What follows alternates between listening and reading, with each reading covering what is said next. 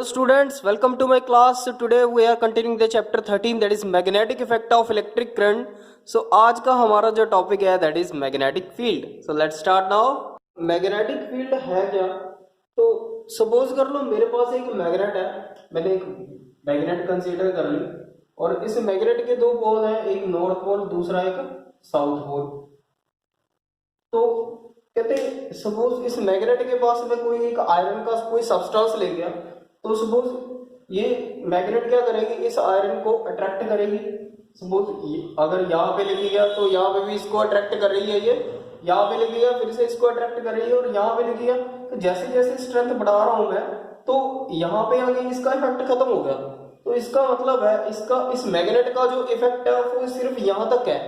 तो जितना भी इसका दायरा होगा दैट मीन्स इस मैग्नेट का जहां तक इसका असर होगा वह उस स्पेस को, उस एरिया को, उस फील्ड को हम क्या बोलेंगे, मैग्नेटिक फील्ड। क्लियर। और ये मैग्नेटिक फील्ड किसके कारण हो रहा है, ये मैग्नेटिक फील्ड लाइंस के कारण हो रहा है। It is due to the magnetic field lines. So that means the space around any magnet up to which it magnetic effect can be experienced, it is due to the magnetic field lines. तो ये हमारे पास यहाँ पे ये magnetic field lines हैं, एक bar magnet है और इस बार मैग्नेट के आसपास मैग्नेटिक फील्ड लाइंस रिप्रेजेंट कर रही हैं। क्लियर। तो मैग्नेटिक फील्ड लाइंस सर बनती कैसे है, एक बात आप रिमेंबर रखना, ये जो मैग्नेटिक फील्ड लाइंस हैं ये इमेजिनरी लाइंस होती हैं। इनको आप बड़े से बड़ा चश्मा लगा के भी देख लो बड़े नंबर का, तब भी आपको ये मैग्नेटिक फील्ड लाइंस कभी नहीं दिखेंगी। ठीक है, तो these are imaginary lines. Clear. तो सपोज कर लो सर मैग्नेटिक फील्ड लाइंस बनती कैसे है, तो इनका डायरेक्शन कैसा होगा, तो ये भी आप समझ लो। तो सपोज कर लो एक मैग्नेटिक कंपास मैंने यहाँ पे ले ली, तो इस मैग्नेटिक कंपास को जब मैं फ्रीली सस्पेंड करवाता हूँ, ठीक है, जब मैं इसको फ्रीली अगर मैंने इसको सस्पेंड करवाया तो इसका जो पॉइंट है ये अपने आप ही नॉर्थ की तरफ पॉइंट आउट होगा। इसका जो ये डायरेक्शन है ये नॉर्थ की तरफ पॉइंट आउट होगा। अगर ये अपनी डायरेक्शन नॉर्थ की तरफ पॉइंट आउट करता है तो उसी फील्ड में, उसी लाइन में हमारी क्या होगी, मैग्नेटिक फील्ड लाइंस ऐसी होगी। अगर ये नॉर्थ की तरफ कर रहा है तो दैट मीन्स ये हमारी जो मैग्नेटिक फील्ड लाइंस है वो किस तरफ होगी, नॉर्थ की तरफ। तो यहाँ पे भी आप देख सकते हो मैग्नेटिक फील्ड लाइंस नॉर्थ से बाहर निकल रही है और साउथ में क्या कर रही है, वो एंटर कर रही है। क्लियर। तो ये चीज आप रिमेंबर रखना। तो यहाँ पे अब मैं आपको एक और एग्जांपल लेके समझा रहा हूँ मैग्नेटिक फील्ड लाइंस। तो यहाँ पे मैंने एक बार मैग्नेट लिया और उस बार मैग्नेट के पास मैंने एक कंपास रख दी, और इस कंपास की नीडल ध्यान से देखो, ये नॉर्थ पोल है मैग्नेट का और ये साउथ पोल है। ये कंपास की जो नीडल है ये इस तरफ हमने ये नॉर्थ पोल होता है और ये साउथ पोल। तो ये कंपास की जो नीडल है ये भी नॉर्थ पोल की तरफ पॉइंट आउट कर रही है। अगर मैग्नेट का पोल नॉर्थ पोल इस तरफ है तो कंपास की नीडल भी जो नॉर्थ पोल है वो भी इस तरफ पॉइंट आउट करेगी, नॉर्थ की। ठीक है, तो इस तरफ नीडल पॉइंट आउट करिए तो ऑब्वियसली ये नॉर्थ पोल होगा और ये साउथ पोल। तो क्योंकि ये साउथ और नॉर्थ क्या करेंगे, एक दूसरे को अट्रैक्ट करेंगे।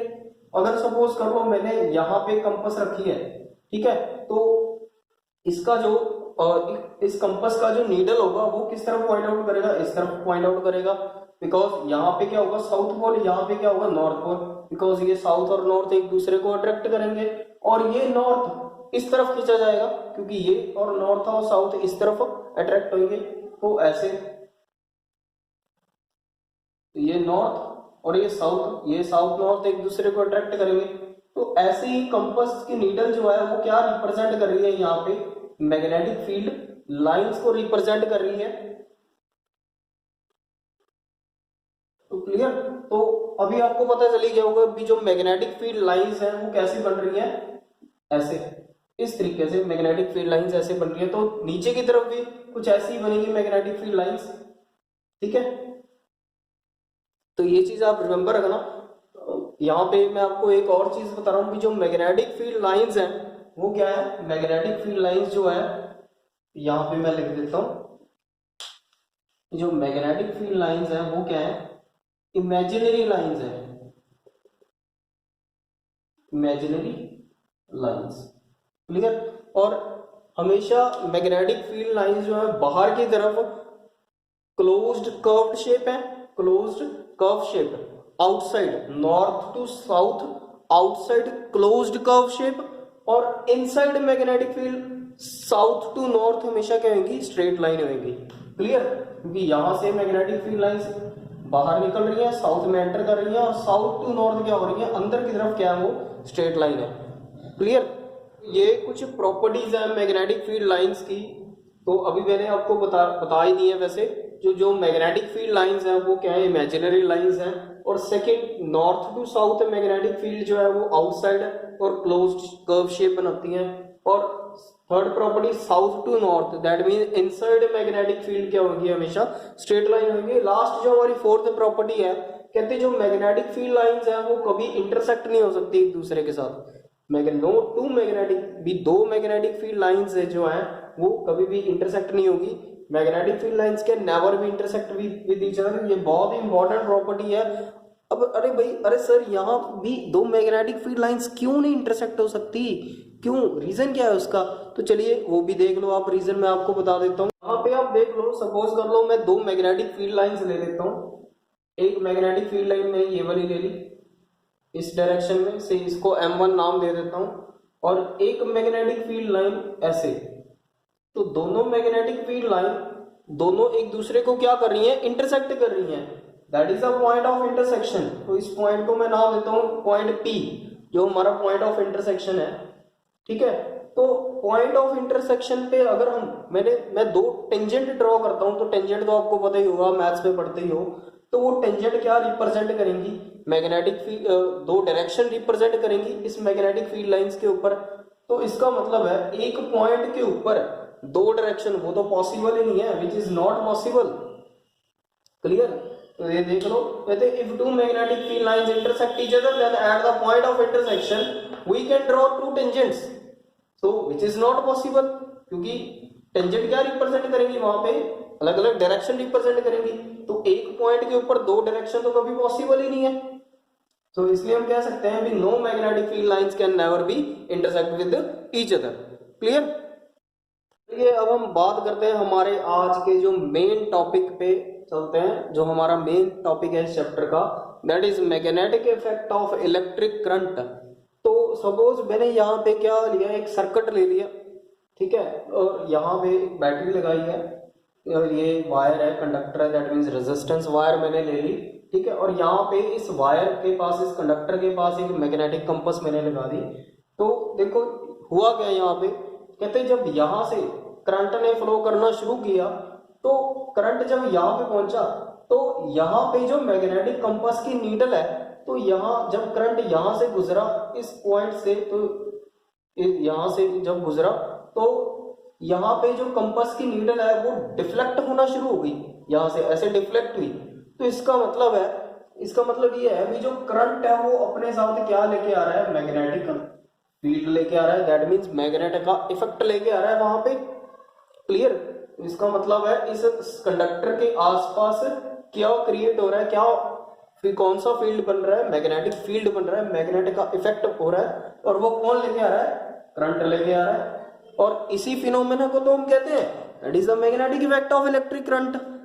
क्लियर, चलिए देख लो, the phenomena of generation of magnetic field around the conductor when current passed through it, that is the phenomena of magnetic effect of electric current. और ये magnetic effect of electric current, इसकी discovery किसने करी थी, इसकी discovery करी थी हमारे ओरेस्टेड बाबा ने, हंस ओरेस्टेड बाबा ने इसकी डिस्कवरी करी थी 1820 में।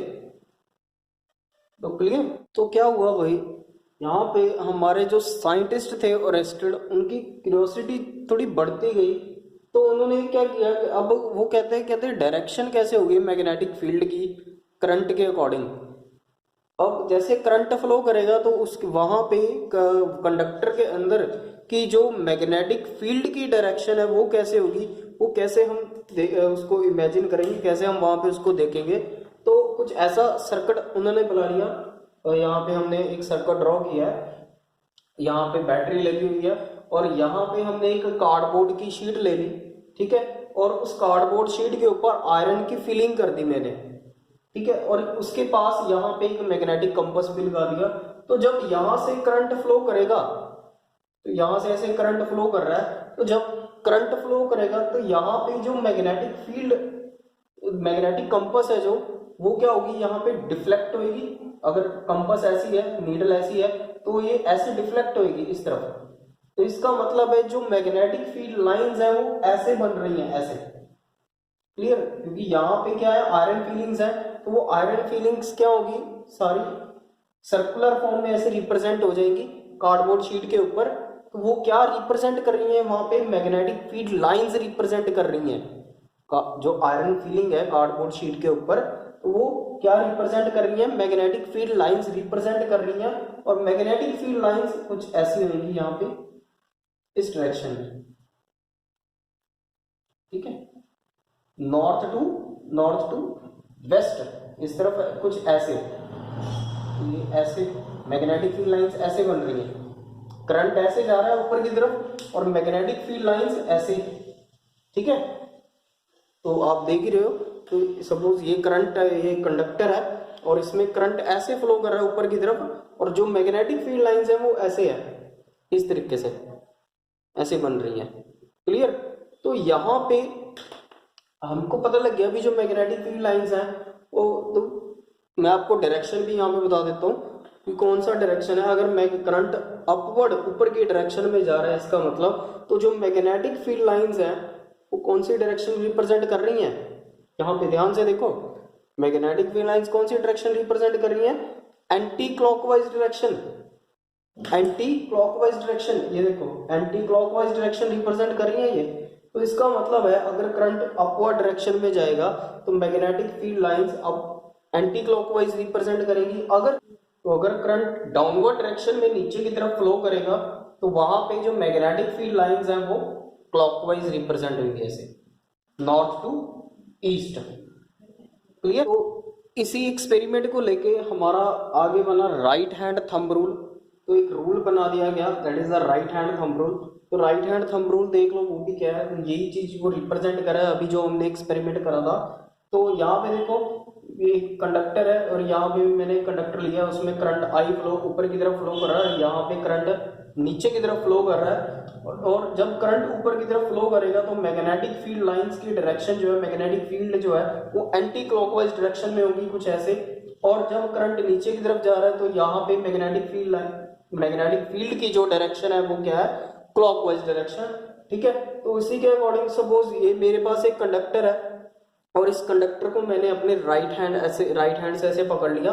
तो इसका मतलब है ये तो थंब है मेरा, ये थंब क्या रिप्रेजेंट कर रहा है, करंट की डायरेक्शन को रिप्रेजेंट कर रहा है। और ये जो कर्ल फिंगर्स है मेरी, और ये क्या रिप्रेजेंट कर रही है, मैग्नेटिक फील्ड लाइंस रिप्रेजेंट कर रही है इस कंडक्टर के आसपास, ये जो कंडक्टर मैंने लिया है।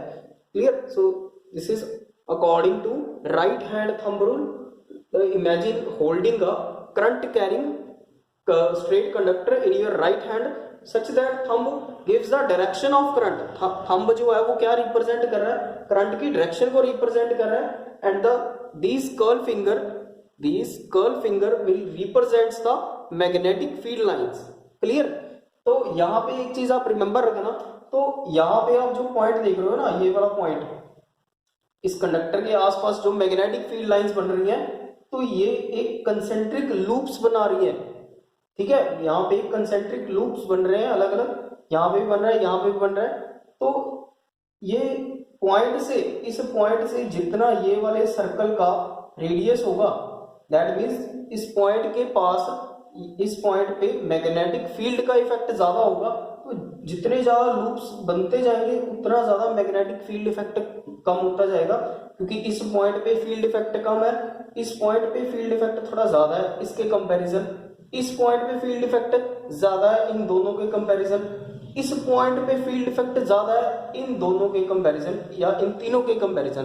तो सबसे ज्यादा जो फील्ड इफेक्ट है वो कहां पे है, यहाँ पे इस सर्कल के पास। क्लियर? तो इसका मतलब हम कह सकते हैं कि जो मैग्नेटिक फील्ड लाइंस जो है वो किसके ऊपर डिपेंड करती हैं, मैग्नेटिक फील्ड जो है, हम मैग्नेटिक फील्ड, मैं आपको सिंबल बता दूं, जो मैग्नेटिक फील्ड है, मैग्नेटिक फील्ड जो है उसका जो सिंबल है वो हम B के साथ रिप्रेजेंट करते हैं। और मैग्नेटिक फील्ड जो है वो डिपेंड करती है करंट के ऊपर, क्योंकि जितना ज्यादा करंट होगा उतनी ज्यादा वहां पे मैग्नेटिक फील्ड लाइंस बनेगी, और मैग्नेटिक फील्ड जो है वो डिपेंड करती है radius of the circular loop के ऊपर। दैट मीन्स इनवर्सली प्रोपोर्शनल है, क्योंकि जितना रेडियस कम होगा उतना ही ज्यादा वहां पे मैग्नेटिक फील्ड इफेक्ट होगा। क्लियर?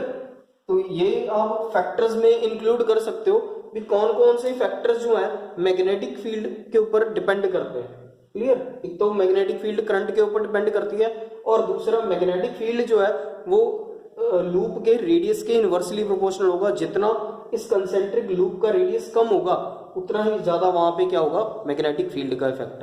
क्लियर? नेक्स्ट हमारा जो टॉपिक है सोलेनॉइड का। तो सोलेनॉइड है क्या? तो आपने सोलेनॉइड की शेप पहले कहीं पे देखी होगी। सोलेनॉइड क्या है? एक तरीके का कॉइल है, that is a coil of large number of turns insulated copper wire wrapped closely in a shape of cylinder. Suppose आपने स्प्रिंग देखा होगा, तो स्प्रिंग की शेप कुछ इस टाइप की होती है, कुछ ऐसी बनी होती है, गोल गोल सी। ठीक है? तो ये ध्यान से देखो, ये शेप अगर हम कंसीडर करें तो ये एक सिलेंडर की शेप नहीं बन रही, ठीक है ना? तो वही सिलेंडर जैसी शेप बन रही है। तो मैंने क्या करा, एक कॉपर वायर को ऐसे टर्न करवा दिया, हेलिक्स फॉर्म में उसको टर्न करवाया, तो वो शेप कैसे बन गई, सिलेंड्रिकल शेप बन रही है। ठीक है? जैसे आप एक मॉस्किटो कॉइल आपने देखा होगा, मच्छर मारने वाली जो कॉइल होती है, तो वो भी क्या है, एक सोलिनॉइड शेप है, सोलिनॉइड कॉइल है, वो भी एक तरीके की सोलिनॉइड शेप जैसी। ठीक है? तो यहाँ पे अगर मैं यहाँ पे बात करूं कि magnetic field due to current in a solenoid, तो वो कैसे होएगा, तो वो हम आप समझ लीजिए, मैं आपको बता देता हूँ। तो मैंने क्या करा, एक कॉपर वायर यहाँ पे कंसीडर कर ली, और उस कॉपर वायर को मैंने क्या करा, एक बैटरी के साथ यहाँ पे कनेक्ट कर दिया। तो यहाँ पे हमने बैटरी लगा दी, और यहाँ पे हमने स्विच लगा दिया जिसको हम की बोलते हैं। ठीक है? और यहाँ से इसको ऐसे कनेक्ट कर दिया, यहाँ पे इसका पॉजिटिव टर्मिनल, यहाँ पे इसका नेगेटिव टर्मिनल, और इस सॉलिनॉइड के आसपास यहाँ पे मैंने क्या लगा दी, एक मैग्नेट का पोल कंसीडर यहाँ पे ले लिया, एक नॉर्थ पोल, और इस तरफ मैंने क्या ले लिया, एक साउथ पोल। तो अब देखो यहाँ पे क्या होगा, जब यहाँ से करंट फ्लो करेगा, आई करंट ने फ्लो करना शुरू कर दिया, तो करंट ऐसे इस वायर के अंदर ऐसे फ्लो करेगा। ठीक है? तो ऐसे इस वायर के अंदर करंट ने फ्लो करना शुरू कर दिया। तो जब करंट ने फ्लो करना शुरू किया, तो कंडक्टर के आसपास मैग्नेटिक फील्ड बननी शुरू हो गई इन मैग्नेट्स के कारण। तो कंडक्टर के आसपास की जो मैग्नेटिक फील्ड है, इस सोलेनॉइड के आसपास जो मैग्नेटिक फील्ड है वो कैसी बनेगी, वो कुछ इस टाइप, इस तरीके से बनेगी, कुछ ऐसी। तो ऐसी वहां पे मैग्नेटिक फील्ड लाइंस बन रही हैं। कंडक्टर के आसपास जो मैग्नेटिक फील्ड लाइंस है वो ऐसी बन रही है। ठीक है? तो ये हमारे पास क्या है, magnetic field due to current in a solenoid. तो हम यहाँ पे कह सकते हैं भी जो मैग्नेटिक फील्ड है, अगर मैं यहाँ पे बात करूं मैग्नेटिक फील्ड स्ट्रेंथ की, दैट मीन्स जो स्ट्रेंथ है मैग्नेटिक फील्ड की, भी जो मैग्नेटिक फील्ड की स्ट्रेंथ है वो डिपेंड किसके ऊपर कर रही है, वो डिपेंड कर रही है करंट के ऊपर डिपेंड कर रही है। और दूसरा मैग्नेटिक फील्ड जो है वो नंबर ऑफ टर्न्स के ऊपर डिपेंड कर रही है। N stands for the number of turns. Number of turns किसके, इस इंसुलेटेड कॉपर वायर के नंबर ऑफ टर्न्स। तो इसका मतलब है जितने ज्यादा नंबर ऑफ टर्न्स होंगे इस वायर के, उतना ही ज्यादा वहां पे क्या होगा, मैग्नेटिक फील्ड इफेक्ट होगा। क्लियर? तो ये जो सोलेनॉइड का जो कंसेप्ट है, जो सोलेनॉइड है, जो सोलेनॉइड कॉइल है, ये ज्यादातर यूज होता है इलेक्ट्रोमैग्नेट में यूज किया जाता है इसको। क्लियर? तो ये आपको पता होना चाहिए। तो ये आप फैक्टर्स में आप लिख सकते हो, या फिर आप आपको क्वेश्चन ऐसे भी आ सकता है, what is the strength of magnetic field inside the solenoid. भी सोलेनॉइड के अंदर मैग्नेटिक फील्ड की स्ट्रेंथ कैसी होगी, कितनी होगी, तो ये आप वहां पे दे सकते हो। क्लियर? तो अगर मैं यहाँ पे इस सोलेनॉइड कॉइल के अंदर कोई सॉफ्ट आयरन कोर, या फिर मैं कोई भी स्टील दे देता हूँ, सॉफ्ट आयरन ले सकते हो, या फिर आप कोई स्टील बार अगर मैं इस कॉइल के अंदर ऐसे रख लेता हूँ, स्क्वायर के अंदर कुछ इस तरीके से। तो अगर मैं आप यहाँ पे ले लेता हूँ तो यहाँ पे भी जो मैग्नेटिक फील्ड है सोलेनॉइड के अंदर की जो मैग्नेटिक फील्ड है वो ज्यादा होगी, इंक्रीज होगी, स्ट्रांग होगी। क्लियर। तो किसके कारण होगी वो? स्टील इस सॉफ्ट आयरन कोर के कारण या फिर स्टील बार अगर हम इस सोलेनॉइड के अंदर रखते हैं। क्लियर। तो ये हमारा जो क्या है मैग्नेटिक फील्ड, तो मैं यहाँ पे लिख भी देता हूँ, that is a magnetic field due to current in solenoid. ये हमारा ये टॉपिक है। क्लियर। नेक्स्ट हमारा टॉपिक जो है force on current carrying conductor in a magnetic field. तो यहाँ पे मैंने एक सर्किट डायग्राम ली है। तो इस डायग्राम में है क्या, सबसे पहले तो आप ध्यान से देख लो। तो ये मेरे पास एक वायर है और इस वायर के साथ मैंने कोई एक मेटल रॉड या कोई भी मेटल का कोई भी रॉड मैंने ऐसे लगा दिया और उसके पास यहाँ पे एक मैग्नेट ले ली। इस ये जो मैग्नेट है that is a horseshoe magnet. और ये मैग्नेट क्यों ले? क्योंकि इसकी जो मैग्नेटिक इफेक्ट है वो बहुत ज्यादा आता है हॉर्सशू मैग्नेट का। क्लियर। तो यहाँ पे इस सर्किट इस वायर के साथ यहाँ पे एक बैटरी कनेक्ट करी है, उस बैटरी से करंट फ्लो कर रहा है। तो यहाँ से जब करंट ने फ्लो करना शुरू किया तो इस कंडक्टर के पास, इस मेटल के पास जब करंट आया तो करंट A टू B ऐसे फ्लो करने लग गया। तो करंट जब इस कंडक्टर के पास, इस मेटल के पास जब फ्लो करने लगा तो यहाँ पे जो मैग्नेट है, ये जो हॉर्सशू मैग्नेट हमने रखा है, तो ये कुछ ऐसा मैग्नेट है। सपोज ये मेरा हाथ है, ये मैग्नेट है, तो ये उसका साउथ पोल है और ये इसका नॉर्थ पोल। और ऐसे मैंने ऐसे कंडक्टर रखा हुआ है कुछ ऐसे। ठीक है। तो आप ध्यान से देख लो, कुछ ऐसे मैंने कंडक्टर रखा है और ऐसे करंट फ्लो कर रहा है कंडक्टर के अंदर, मेटल के अंदर ऐसे करंट फ्लो कर रहा है। तो जब करंट ने फ्लो करना शुरू किया तो इस मैग्नेट के कारण उस कंडक्टर के आसपास मैग्नेटिक फील्ड लाइंस बननी शुरू हो गई, मैग्नेटिक फील्ड इफेक्ट क्रिएट हुआ। तो जब मैग्नेटिक फील्ड इफेक्ट क्रिएट हुआ, और हमको पता है जो मैग्नेट का इफेक्ट है, मैग्नेटिक फील्ड इफेक्ट है, वो हमेशा नॉर्थ टू साउथ होता है।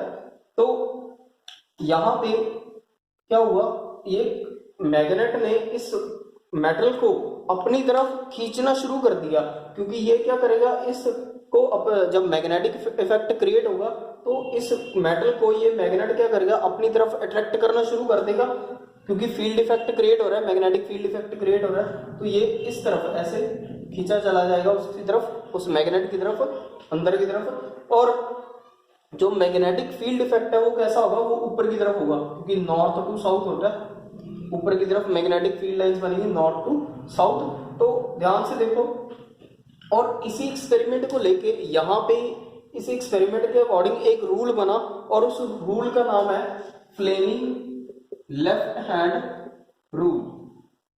Clear. It is a Fleming left hand rule और यही रूल इस पे अप्लाई हो रहा है। ध्यान से देखो, ये मेरा लेफ्ट हैंड है, तो ये देखो ऐसे, तो ये 3 फिंगर्स हैं मेरे पास। तो this is a thumb, this is a four finger and this is a middle finger. तो ये कुछ ऐसे देखो, तो ये जो फिंगर है, मिडिल फिंगर, जो हमारी 4 फिंगर है, सॉरी, ये 4 फिंगर क्या रिप्रेजेंट करेगी, यहाँ पे मैग्नेटिक फील्ड रिप्रेजेंट करेगी। और ये जो सेंट्रल फिंगर है, जो मिडिल फिंगर है, वो रिप्रेजेंट करेगी करंट। देखो करंट ऐसे आ रहा है, करंट ये देख लो, करंट ऐसे आ रहा है। और ये जो थंब है, ये थंब फोर्स को रिप्रेजेंट करेगा, क्योंकि जो मेटल है वो अंदर की तरफ ऐसे जा रहा है, उस अंदर की तरफ ऐसे जा रहा है, उस मैग्नेट वो, क्योंकि जो मैग्नेट है वो उस मेटल को क्या करेगा, अपनी तरफ ऐसे अट्रैक्ट करेगा, खींचेगा। तो ऐसे अंदर की तरफ फोर्स लग रही है। Clear. So these 3 fingers are mutually perpendicular to each other. ध्यान से देखो, ये these 3 fingers are mutually perpendicular to each other. तो यहाँ पे कौन सा रूल अप्लाई, इसी से कौन सा रूल बना, फ्लेमिंग लेफ्ट हैंड रूल। तो वो भी मैं आगे आपको बता देता हूँ वो रूल है क्या। सो मैं उसकी डेफिनेशन आपको बता देता हूँ। क्लियर। तो ये हमारे पास फ्लेमिंग लेफ्ट हैंड रूल की डेफिनेशन है। क्लियर। ये मेरा लेफ्ट हैंड। क्लियर। तो मैं देख लो ध्यान से, तो according to Fleming left hand rule, stretch the thumb 4 finger and middle finger, या फिर आप सेंटर फिंगर भी इसको बोल सकते हो, of your left hand, they are mutually perpendicular to each other. Clear. So now thumb will gives the direction of force. Thumb क्या represent कर रहा है, डायरेक्शन ऑफ फोर्स रिप्रेजेंट कर रहा है। ठीक है। Four finger will gives the direction of magnetic field, क्योंकि यहाँ पे magnetic field north to south है, ऊपर की तरफ magnetic field, clear. Four finger will represents the direction of magnetic field and the central finger will represents the direction, और या फिर central finger will gives the direction of current, clear, current flowing through the conductor, clear. तो next हम बात करेंगे electric motor की। Electric motor क्या होती है? तो वैसे आपने मोटर तो देखी ही होगी, क्लियर। तो मोटर क्या है? That is a device convert electrical energy into mechanical energy. एक ऐसी डिवाइस जो इलेक्ट्रिकल एनर्जी को मैकेनिकल एनर्जी में कन्वर्ट करती है, तो उसको हम क्या बोलते हैं? इलेक्ट्रिक मोटर बोलते हैं। तो मोटर तो कई जगह पे लगे होते हैं, फैन में भी इलेक्ट्रिक मोटर होती है, क्लियर। जो हर अप्लायंसेस में मोटर लगी होती है तो उसको इलेक्ट्रिक मोटर बोला जाता है। तो इस इलेक्ट्रिक मोटर को समझने के लिए आपको किन किन चीज़ों की ज़रूरत पड़ती है, दैट मीन किन किन चीज़ों के बारे में पता होना चाहिए, तो वो भी आप देख लो। तो इसमें क्या है, इलेक्ट्रिक मोटर के अंदर यहाँ पे दो मैग्नेट्स लगे हुए हैं, मैग्नेट के दो पोल है, एक नॉर्थ पोल है, दूसरा एक साउथ पोल है, ठीक है। और हमको पता है जहाँ पे मैग्नेट है वहां पे क्या होगी? मैग्नेटिक फील्ड तो जरूर होगी। एक तरफ नॉर्थ एंड है, दूसरा एंड कौन सा है? साउथ एंड है। ये हमने एक मैग्नेट का एक एंड कंसीडर किया और उस तरफ दूसरी तरफ मैग्नेट का दूसरा एंड हमने कंसीडर किया, ठीक है। और मैग्नेटिक फील्ड जो है वो ऐसे नॉर्थ टू साउथ क्या होगी? इस तरीके से ये ऐसे मैग्नेटिक फील्ड लाइंस बनेगी।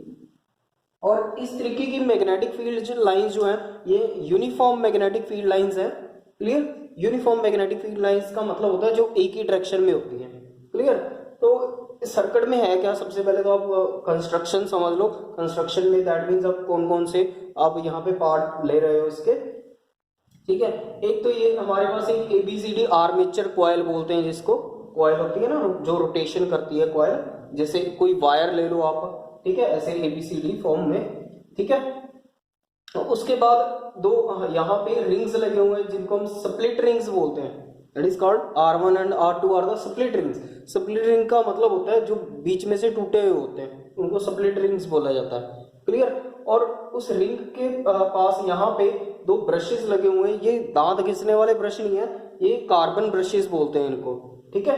तो उस कार्बन ब्रशेस के साथ यहाँ पे एक वायर को हमने कनेक्ट कर दिया इस बैटरी के साथ, ठीक है। तो अब किसी मोटर को या किसी डिवाइस को चलाने के लिए उसको फोर्स चाहिए, तो फोर्स इसको कहाँ से मिल रही है? करंट से मिलेगी फोर्स, क्लियर।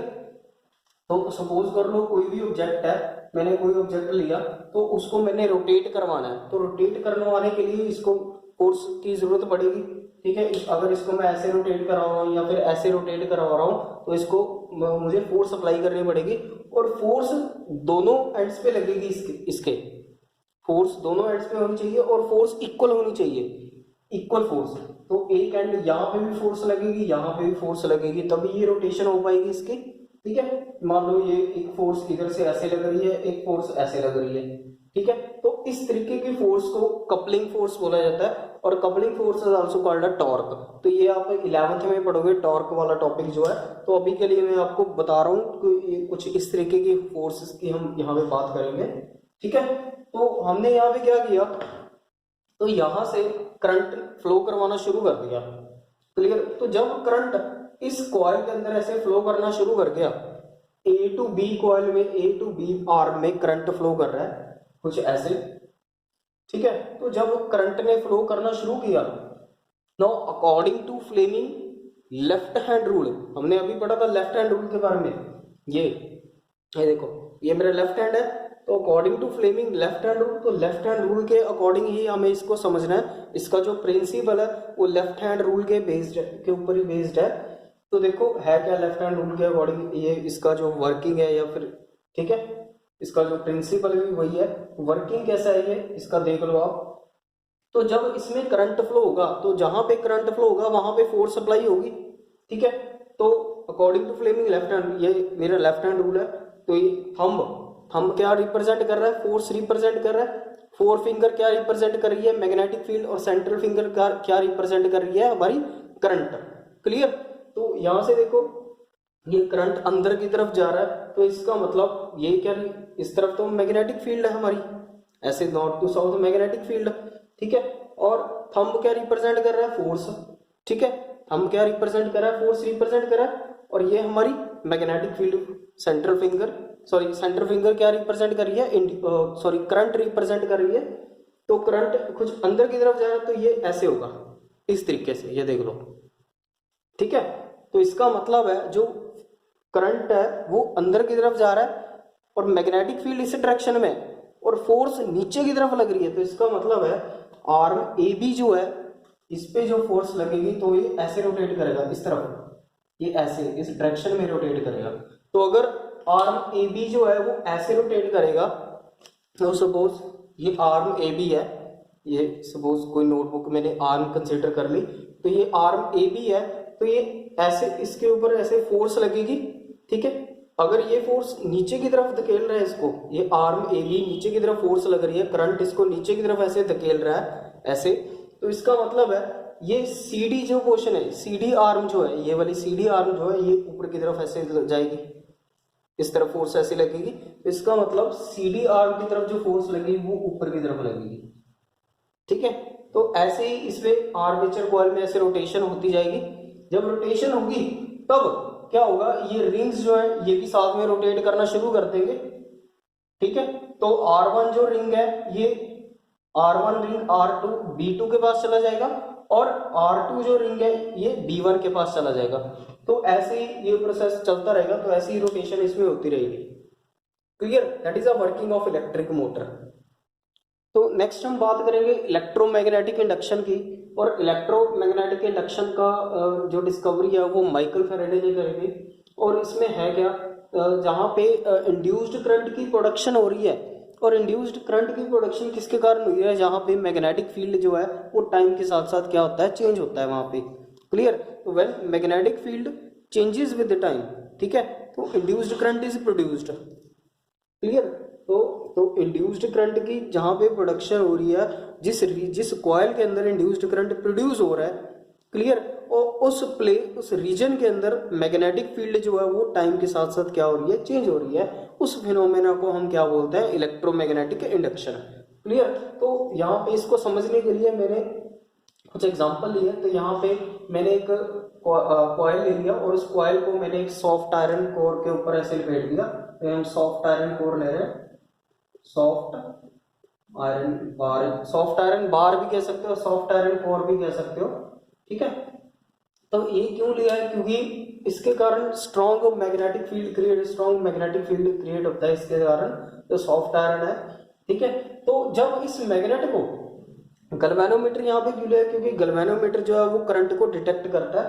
क्लियर, तो जब इस बार मैग्नेट को इस डिवाइस के पास में ऐसे लेके गया, तो इसके नजदीक लेके गया, तो यहाँ पे क्या हुआ, इस गैल्वेनोमीटर की जो नीडल है वो डिफ्लेक्ट होना शुरू हो गई।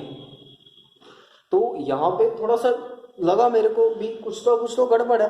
तो इसका मतलब है ये यहाँ पे ये कहने की कोशिश कर रहा है, तो जब इस मैग्नेट को इसके पास जब लेके जाएंगे, इस डिवाइस के पास लेके जाएंगे, तो यहाँ पे क्या जनरेट होगा, क्या इसमें प्रोड्यूस होगा, करंट जनरेट होगा। यहाँ पे इस कॉइल के अंदर करंट जनरेट होगा, क्योंकि इस मैग्नेट के कारण इसके आसपास की मैग्नेटिक फील्ड क्या हो रही है, चेंज हो रही है। क्योंकि हमको पता है मैग्नेटिक फील्ड लाइंस ऐसे बाहर निकलेंगी, और जब मैग्नेटिक फील्ड लाइंस बाहर निकलेंगी, इसके आसपास चेंज होंगी, तब यहाँ पे करंट जनरेट होगा, और उस करंट को इंड्यूस्ड करंट बोला जाता है। क्लियर, तो जब इस मैग्नेट को इसके पास लेके गया, तो यहाँ पे एक गैल्वेनोमीटर की जो नीडल है वो इस तरफ डिफ्लेक्ट हुई। जब नजदीक लेके गया तो गैल्वेनोमीटर की नीडल जो है वो इस तरफ डिफ्लेक्ट हुई, और जब इसको थोड़ा दूर लेके गया, तब ये गैल्वेनोमीटर की जो नीडल है ये इस तरफ डिफ्लेक्ट होगी, ऑपोजिट डायरेक्शन में। तो इसका मतलब है जब इस मैग्नेट को पास लेके जाएंगे तब क्या होगा, इसमें करंट इंड्यूस्ड होगा, जब दूर लेके जाएंगे तो करंट इंड्यूस्ड नहीं होगा। तो चलिए डेफिनेशन में समझ लेते हैं, चलो। So the phenomena of production of an induced current in a coil placed in a region where the magnetic field changes with time। इसका मतलब है जब इस कॉइल के पास मैग्नेटिक फील्ड चेंज होगा तो वहां पे इंड्यूस्ड करंट जो है वो प्रोड्यूस होगा। क्लियर, और उस फिनोमेना को हम क्या बोलेंगे, इलेक्ट्रोमैग्नेटिक इंडक्शन।